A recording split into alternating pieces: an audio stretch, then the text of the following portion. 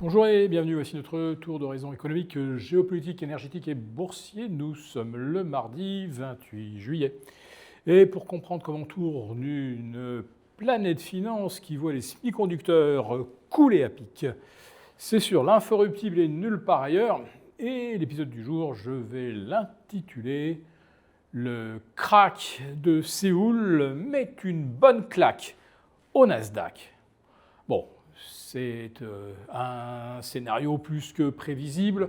Quand vous avez une bourse de Séoul qui dévisse de moins 11%, que vous avez moins 14 à moins 15% sur Samsung, sur SK Hynix, que vous avez des coupes-circuits qui sont déclenchés en cascade et que vous avez en fait une bourse de Séoul qui perd déjà 33% sur ses sommets en l'espace d'un peu plus d'un mois, vous vous dites qu'à un moment, ça va faire du vilain sur les semi-conducteurs cotés aux États-Unis. Bon, cette fois-ci, ça n'a pas raté. Déjà, hier soir, ça a été une sorte de lundi noir pour les fabricants de semi-conducteurs, et y compris même ceux qui fabriquent les machines, ASML pour ne pas le nommer, moins 8,5 hier, qui repère 4% aujourd'hui. Mais surtout, hier soir, l'indice SOX des semi-conducteurs a plongé de moins 4%.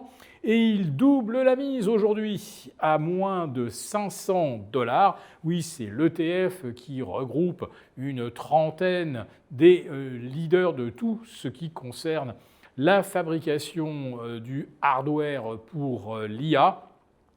Donc, cela fait maintenant 25% de baisse sur les sommets, donc on est vraiment rentré en territoire de correction. Mais quand vous voyez par exemple SanDisk, fabricant de mémoire comme Samsung, SK Hynix, perdre moins 11, puis moins 14,5% au moment où j'enregistre. Je ne sais pas où on en sera à 22 heures. Vous avez également une baisse de plus de 10% sur Micron en l'espace de 24 heures. Oui, quelque chose a vraiment changé. Et c'est quelque chose que vous m'avez entendu anticiper à de nombreuses reprises, puisque je vous ai dit le jour où les Chinois vont dévoiler qu'ils ont désormais eux aussi la capacité de produire des mémoires, des circuits imprimés, alors peut-être pas avec la densité de ce que permet ASML, mais on est arrivé au bout de la logique, de la compacité des puces. Maintenant, il faut voir d'autres architectures. Bien là, les Chinois, eux, ils ont pris une voie plus originale et aujourd'hui, ils sont probablement en capacité de produire d'excellents semi-conducteurs, peut-être pas les meilleurs des meilleurs, mais qui feront bien le job, comme vous faites facilement 300 000 km avec une Toyota sans passer par un changement de boîte de vitesse, etc. Alors que si vous achetez un véhicule italien, eh bien vous enrichissez surtout votre garagiste. Donc, la Chine est en train de disrupter, ou en tout cas le marché anticipe que la Chine est en train de disrupter le monde des semi-conducteurs. Au moment où les capex aux États-Unis sont au plus haut, donc c'est entre 725 et 750 milliards pour 2026, ce sera plus de 1000 milliards pour 2027, et on s'aperçoit en réalité que pour gonfler les carnets de commandes, eh bien, les SanDisk, les AMD, en fait, prêtent l'argent à leurs clients. Bon, vous nous direz, c'est pas très original. Ça fait maintenant plus d'un siècle que la France prête à certains pays africains pour qu'elles lui achètent du matériel made in France. Bon, là, c'est ce qu'on appelle quand même de l'économie circulaire et ça rappelle un petit peu quand même le système Cisco des années 1999-2000 où Cisco achetait des capacités de bande passante et puis son client passait des contrats réciproques avec Cisco et tout ça gonflait le carnet de commandes des deux complices. On était exactement aujourd'hui dans le même cas de figure avec Nvidia et OpenAI, et pour des montants qu'on imagine à peine, 250 milliards, mais c'est des 80 milliards par-ci, des 100 milliards par-là, sans parler évidemment des investissements d'Oracle qui dépassent de 3,5 fois ses cash flows. Là aussi, c'est une situation dans laquelle on n'a jamais vu Oracle. Or, c'est bien le canari dans la mine. Oracle voit ses CDS exploser littéralement, c'est-à-dire que maintenant il faut plus de 250 000 $ pour couvrir une ligne de crédit de 10 millions de dollars sur Oracle. Or, Oracle a un endettement qui doit avoisiner les 500 milliards, donc vous voyez un petit peu ce que ça représente en CDS. Et vous avez partout la prime qui se tend fortement sur les émissions, y compris des 7 fantastiques. C'est-à-dire qu'il y a 1 an, ces gens-là émettaient des obligations pratiquement au pair avec les T-bonds américains. Et aujourd'hui, on est à 250, 300 points de prime par rapport aux T-bonds. Et vous avez en plus de ça les CDS qui commencent là aussi à clignoter méchamment. Alerte, alerte, on est allé trop loin au niveau de l'endettement.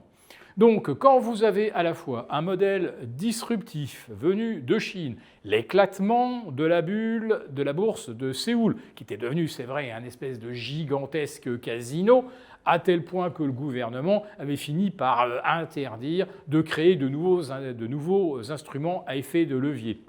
Vous avez en plus de ça des taux d'intérêt qui n'arrêtent pas de se tendre. Alors, on n'aura probablement pas de hausse demain à l'issue de la réunion de la Fed, mais ça sera certainement pour septembre. Donc, une masse de dette colossale et des taux qui se tendent, c'est fatal au marché. Mais rassurez-vous, aujourd'hui, le CAC 40 tient encore à flot, oui, grâce à des achats, et bien sûr, Orange, valeur devenue complètement défensive, valeur de fonds de portefeuille qui distribue des revenus réguliers, vous avez des rachats à bon compte sur Pernod Ricard qui était en perdition depuis le 1er janvier, vous avez des rachats sur Publicis. Bref, il y a toujours un moyen de maintenir le marché à flot alors que vous avez, je le répète, des signaux d'alerte majeurs venus de Corée, des marchés obligataires. Et puis, je ne peux quand même pas faire l'impasse sur la situation géopolitique. Rappelons-le, Trump ment effrontément en expliquant que les Iraniens sont en train de mener des pourparlers amicaux avec les Américains. Tous les officiels iraniens démentent. Et vous avez maintenant l'Ukraine qui vient jeter son grain de sel, qui a été coulé, ou plutôt en tout cas endommagé, un navire iranien sur la mer Caspienne. Alors bien sûr que le navire iranien allait en Russie et que réciproquement, il y aurait d'autres bateaux qu'on pourrait viser en provenance de Russie. Mais du coup, l'Ukraine s'invite comme co-belligérant dans dans la guerre par proxy qui se joue actuellement dans le Golfe.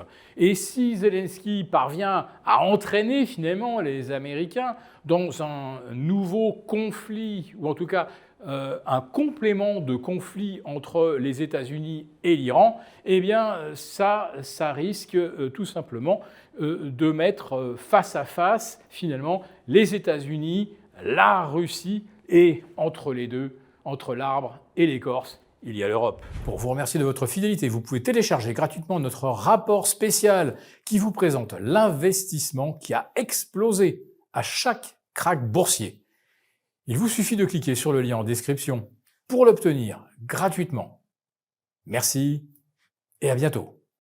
Merci beaucoup d'avoir regardé cette vidéo. N'hésitez pas à réagir dans les commentaires ou à liker et partager cette vidéo si le contenu vous a plu. Et pour ne rater aucune de nos prochaines émissions, vous pouvez vous abonner à notre chaîne et activer les notifications.